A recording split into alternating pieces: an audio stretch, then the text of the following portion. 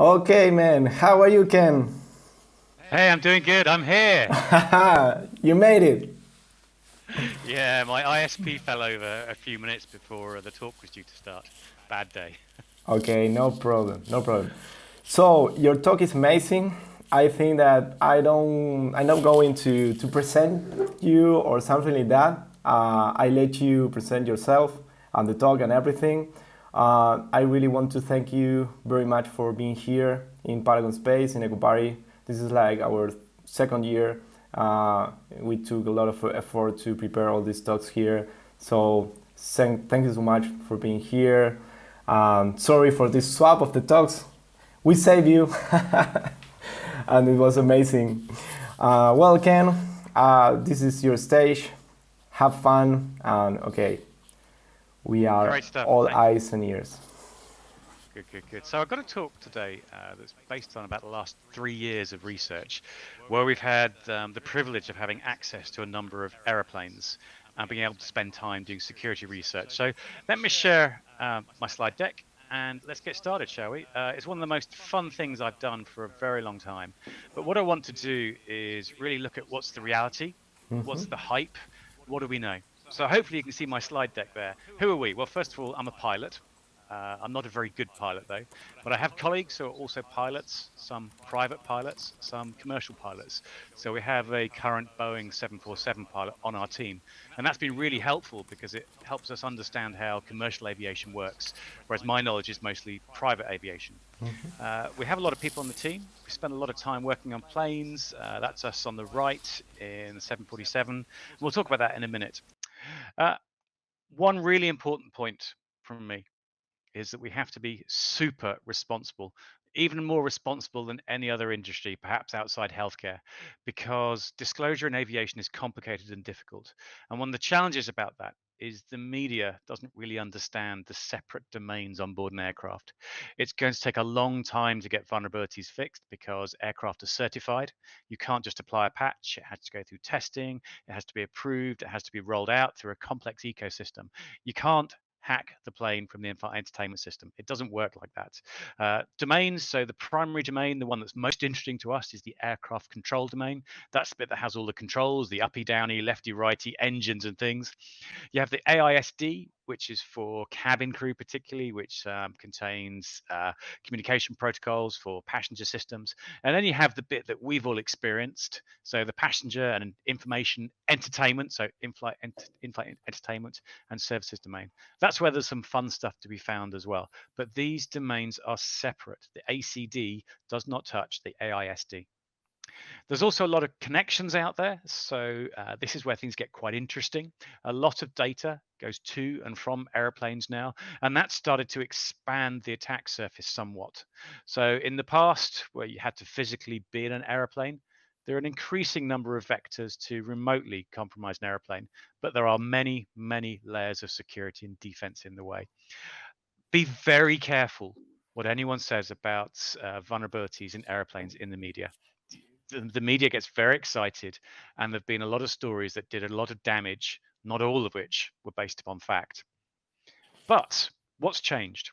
Well, all of a sudden, maybe a little bit of silver lining from the coronavirus pandemic is that a lot of older airplanes have been retired, and the breakers yards, the boneyards, are backed up. They have too much work on.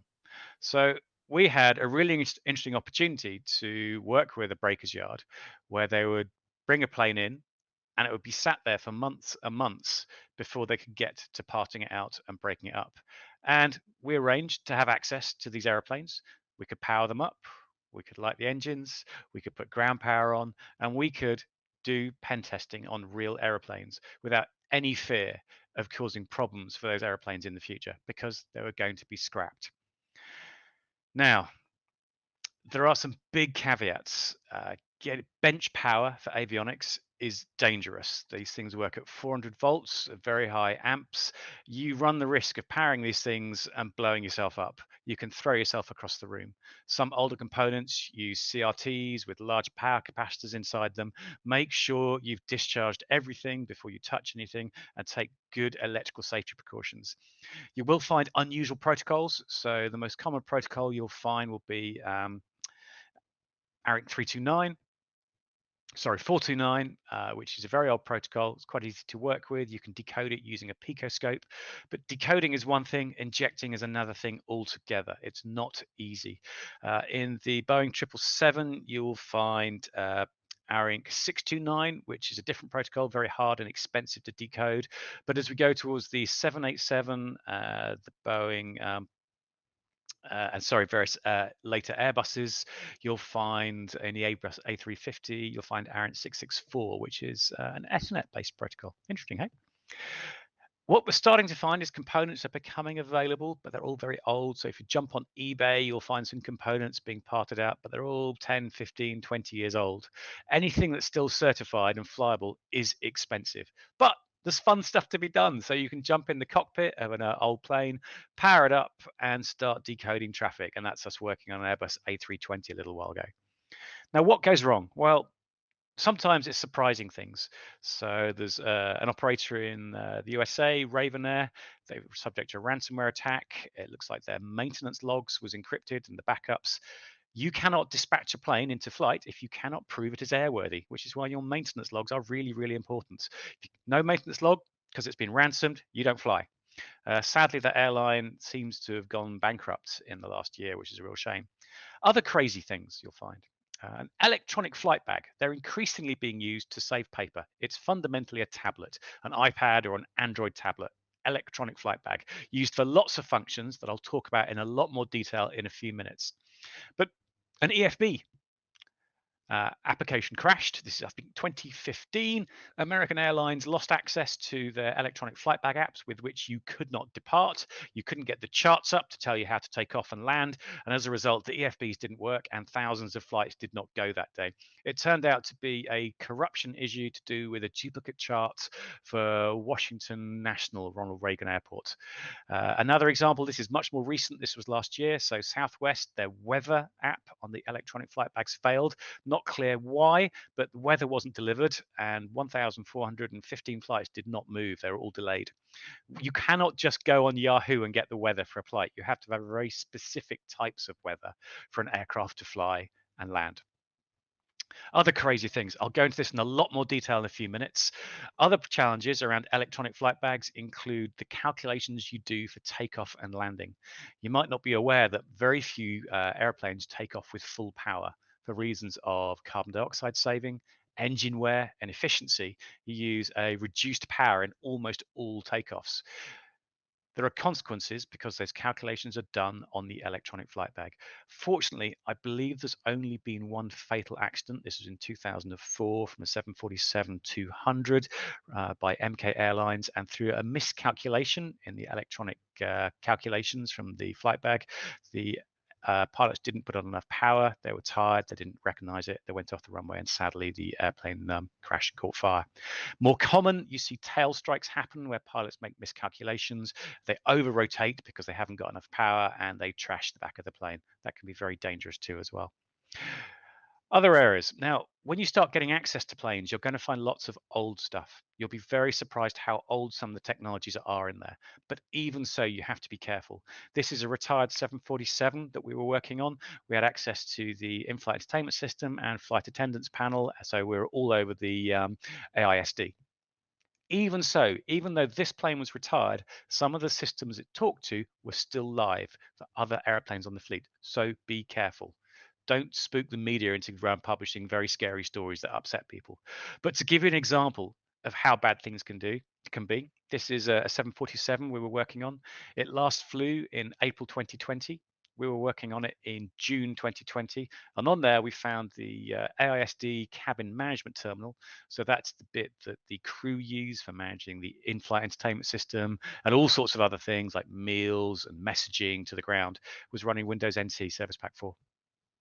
Amazingly old. It was quite fun actually. Because I don't know about you, I've forgotten how to hack NT. So we actually had to go through a process of reminding ourselves and come up with a viable attack. It's on our blog. You can go and read the full story of how we did this successfully. But yeah, sometimes you find very, very old things. You'll also find floppy disks on planes from time to time. I've actually got with me, this is a navigational database from Boeing 747. That's in the cockpit. You'll find they're updated over floppy disk, which is kind of cool. You'll find PC cards in the avionics bays. The thing on the right there, that is a quick access recorder, uses a PC card. Fortunately, this one had an adapter to take it to CF, so compact flash. And from that, we could download and extract the quick access recorded data, which was all the faults on the plane and management logging. You'll also find some stuff you'll be familiar with. So you do find Ethernet, but typically not on the control domain. You'll tend to find Ethernet on the in-flight entertainment system and the similar. And you'll find crazy stuff. So that is the operating system disk. It's a solid state disk for a reasonably recent cabin management system. I need to go back and get an image of that disk before they take the plane apart. It'd be fun to see what's there. Where things get interesting is when we start to see passenger Wi-Fi. Some examples from the flight attendants panel here. The attendants panel is in the galley, in the accessible part of the cabin. Obviously, if you are messing around with this, I expect the crew to come and have a very stern word with you. And also bear in mind that other passengers are likely to take extreme exception to you interfering with anything in the airplane. So don't do this without permission, please. What we discovered, we could tamper with the Wi-Fi, we could get onto the backbone network for the in-flight entertainment system, and we could knock things out. Worst case, so the IFE stops working. People get annoyed because they can't see movies, but hey. Basic learning, we've reported these vulnerabilities, they've been fixed. One really fun one though, at a 747 that was 23 years old, its IFE had been updated, it was only about 3 or 4 years old. We discovered when it lands, it uploads the latest movies from an Amazon S3 bucket. When the weight goes onto the wheels of the undercarriage, it enables a wireless access point that connects to ground systems and pulls the media for the movies. We discovered that the S3 bucket was read-write and of course managed to extract the credentials for that from the in-flight entertainment system. Actually, the vendor involved in this was extremely cool. They took our report very quickly, got the credentials changed, and changed the way that they authenticated to this system. It was great. Really, really cool vendor. Not like some vendors we've worked with in aviation. Also on the cabin management terminal, we discovered we could access a number of plain text protocols, and we could access the in-flight entertainment system and potentially push new media. So what would you do? Does it really matter? Maybe you could push some, I don't know, pornography, pretty unpleasant, make for a bad press story. Or perhaps more worrying is put up a video showing that the plane's been hijacked. That would really spook the passengers. Would it spook passengers into doing something dangerous? Perhaps. So that's the biggest worry to me. Typically, the uplinks for the passenger Wi-Fi's, whilst they're VSATs over the oceans, over the land, they're typically a downward-facing LTE or 4G downward link. We were looking at the router for it. We discovered credentials, and guess what? They're written on the door of the cupboard that the Wi-Fi router sat in. So that was pretty bad. Surely they can do better. In general, what do we find? Well, you find a lot of old systems on planes. You find very old protocols and components. You're going to find very old hardware, lots of exposed physical interfaces, but physical security controls do work. If you're messing around with systems on a plane that's being used, you're going to get arrested. If it's not the cabin crew that come and apprehend you, it's going to be another passenger. I'd be very upset if someone was trying to hack a plane. Our next step, one of the projects we want to look at, is actually getting the VSAT terminal adapter out of the overhead space in the 747. That's my colleague Dave, who's up in the passenger cabin in the roof. And up there on a tray is the terminal for the VSAT. No sign of any Ethernet. It's all ARINC 429, but we're going to get hold of that shortly and see what we can do in terms of hardware reverse engineering on the VSAT. That'll be really interesting. Now, I've talked about electronic flight bags. These are an area of extreme interest to me right now. What we discover is actually really weak standards for pilots using these devices. Many airlines actively encourage the pilots to use their EFB tablets as a personal device too. I'm not sure about that. We hear lots of stories about doing personal email, watching Netflix, browsing pornography, and other really unsavory things on a critical device that's really important. So there are two types of EFB broadly. There's a portable, So that's one the pilot takes home, so an iPad or an Android tablet, and an installed EFB, which is physically bolted into the airplane. There are some halfway houses. So on the A350, there's a halfway that's kind of sort of installed, and there are some others as well. But our primary interest is in portable EFBs because they leave the aeroplane. Installed EFBs are protected behind the cockpit door, much, much harder to get access. So we spent time looking at performance calculators. And as I mentioned a moment ago, this is when you add power. It tells you how much power based upon your weight, the runway length, the wind, your engines, all sorts of things, temperatures. And that will then calculate how much power you need to apply on your engines to take off safely. There are multiple inputs, and the electronic flight bag does this and calculates it for you. Typically on Airbus, it's what's called a flex temp calculation. On Boeing's and others, it's called a D rate calculation. And your D rate on a 737 might range from about 57% up to about 90 something. It's very rare you use 100% power. Now, a lot of that data comes from an API, and a lot of those calculations are done locally on the device. We have found vulnerabilities in electronic flight bag apps that would allow one to tamper with the calculation data. You'd need a degree of privilege to the device, but you could compromise the way the calculations are made and the way that the data is handled. A lot of the data is stored locally, for example, runway lengths. If you could tamper with that, you can cause an incorrect D-rate or flex temp calculation to be performed.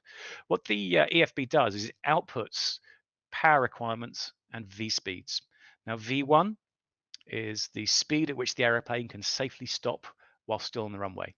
VR is the rotation speed, so that's the one where you pull back the columns and the plane starts to rotate.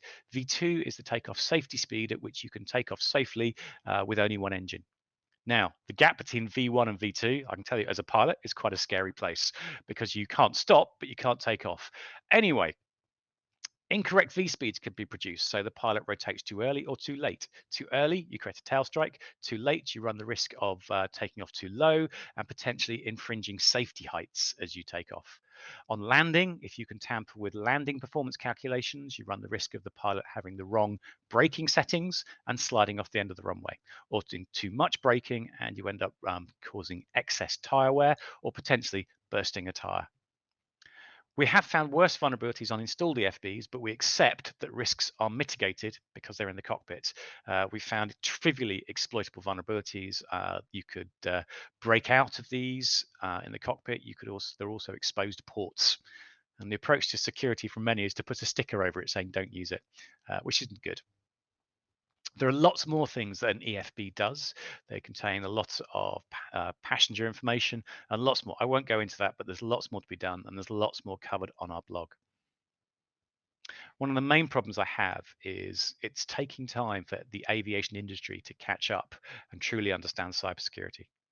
Security has been baked into aircraft design from a very early stage, but unfortunately, not all the aviation organizations have the same approaches to cybersecurity.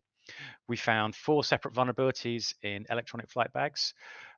3 of them have had variable responses to disclosure, including one who said that fixing the vulnerability would be a feature update.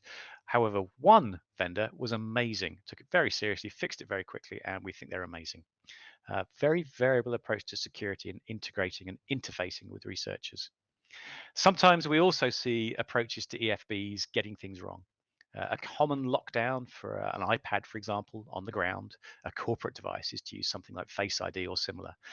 Yeah, if you get the lockdown wrong, you're going to cause safety problems. And a great example of this is using or mandating Face ID to unlock your iPad, because pilots like wearing mirrored sunglasses. They don't work very well for Face ID.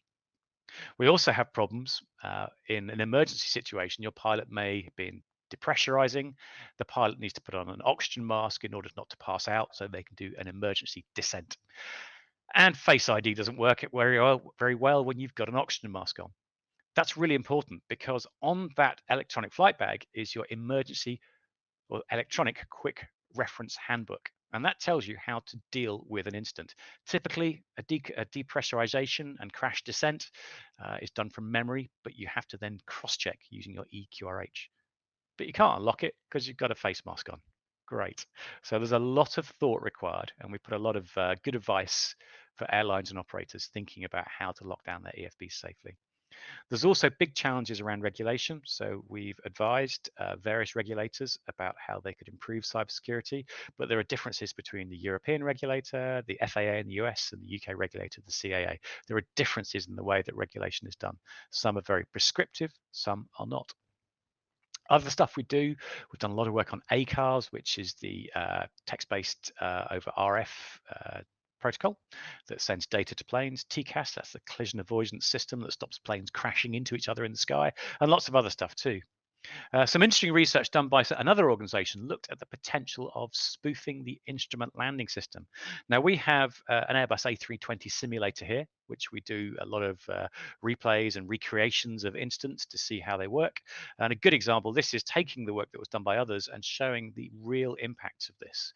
You can see here the instrument landing system crosshairs are aligned on the left-hand display, on the primary flight display, or PFD.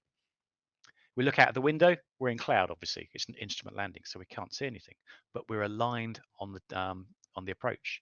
However, when we pop out of the cloud, you see the crosshairs are still centered, but actually we are about 400 meters to the west of San Francisco's runway 27 left.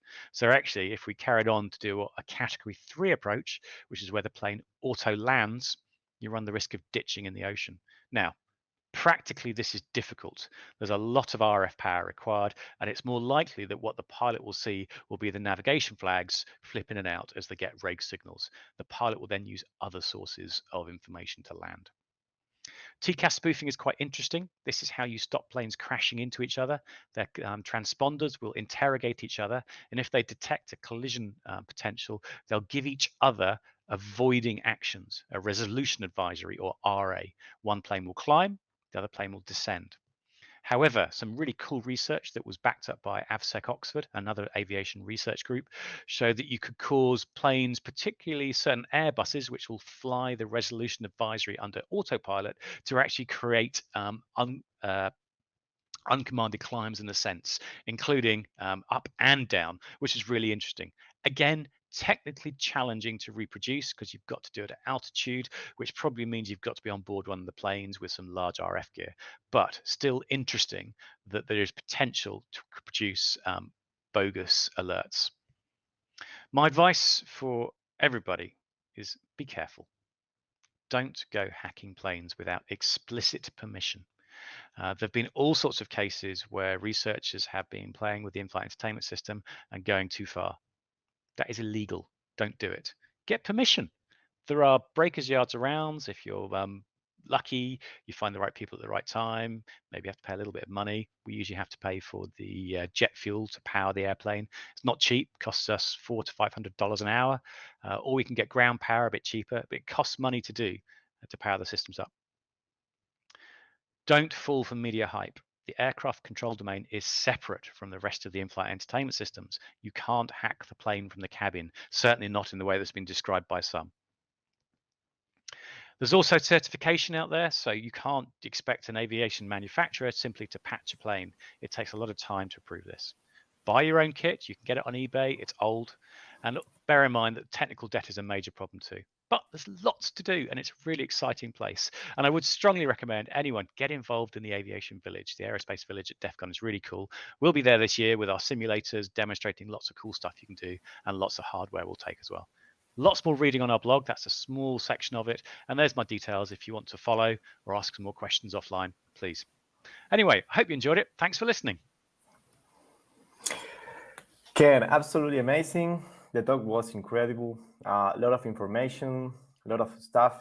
And the last important thing, and maybe the most important thing, is not to do illegal things without permission.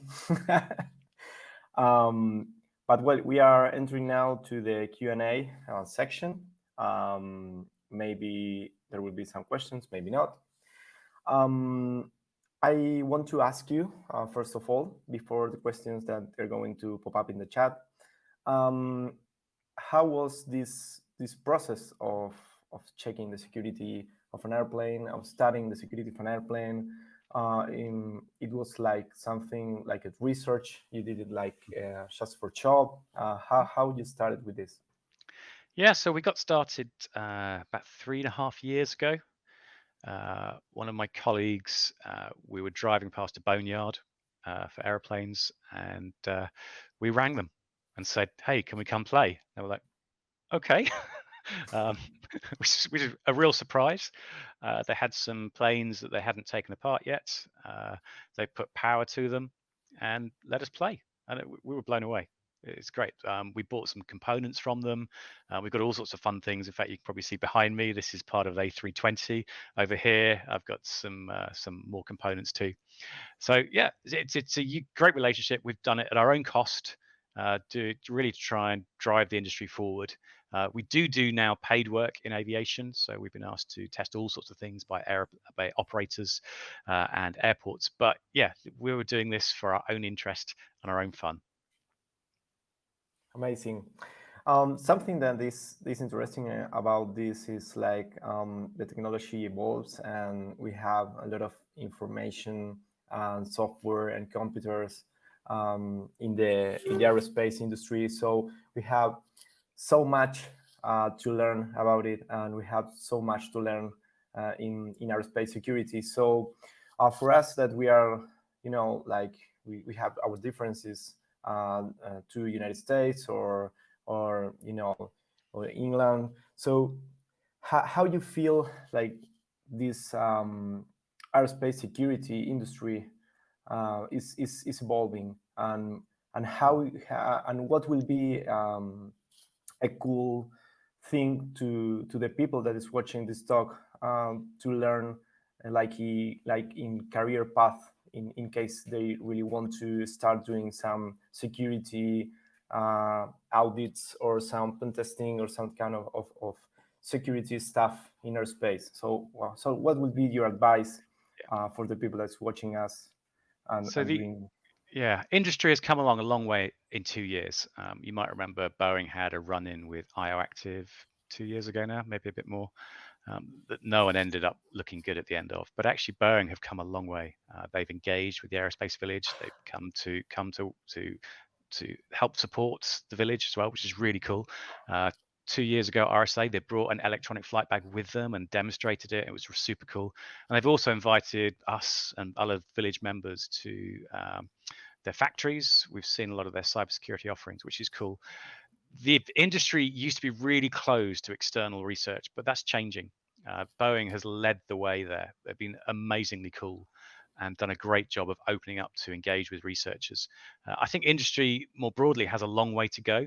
We've been very surprised at the very dated response to cybersecurity and research by some, but many others are improving. Ways to get involved is you need to understand the protocols involved. So you need to learn ARINC 49, ARINC 69, and 664. There's a lot of learning to be done there. You don't just pen test a plane. One of the challenges being is you can't predict how some of the unusual protocols and systems will respond. So I'd strongly recommend that anything you do is passive. Do not do anything active on a plane ever. You don't know how the system's going to respond. So be careful. Okay, Ken. So we are finished our time now. I really want to thank you so much for being here, for this crazy switch of the talks, and trying to make the best of these casualties here. So I really want to thank you. Thank you so much for being here in Patagon Space in Ekoparty, and hope in case we have some Q&A, some questions, we are going to forward to you in some way. Cool. Thank you. Okay, Ken. Thank you so much. See you.